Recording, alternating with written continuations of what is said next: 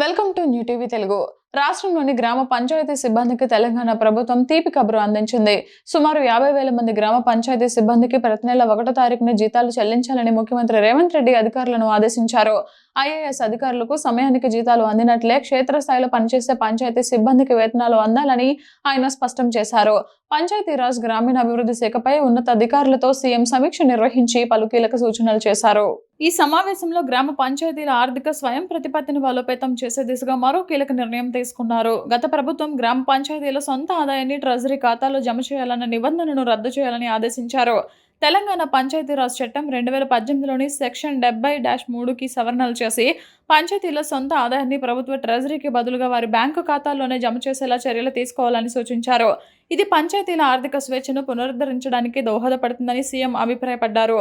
పెన్షన్ల పంపిణీ విధానంలోనూ మార్పులు చేయాలని సీఎం ఆదేశించారు.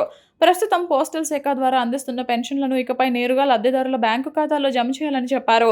ఈ విధానం ద్వారా పారదర్శకత పెరుగుతుందని, అనర్హులను ఏరివేయడం సులభమవుతుందని తెలిపారు. ఓటర్ గుర్తింపు కార్డు, ఆధార్, సామాజిక ఆర్థిక కులగణన డేటాను ఉపయోగించి పెన్షన్ల క్రమబద్ధీకరణ చేపట్టాలన్నారు. అర్హులైన వారికి కొత్త పెన్షన్లు మంజూరు చేయడానికి మొదటి ప్రాధాన్యత ఇవ్వాలని అధికారులకు స్పష్టం చేశారు. ఈ సమీక్ష సమావేశంలో మంత్రి సీతక్క, ఎంపీ వేం నరేందర్ రెడ్డి, పంచాయతీరాజ్ శాఖ ఉన్నతాధికారులు పాల్గొన్నారు.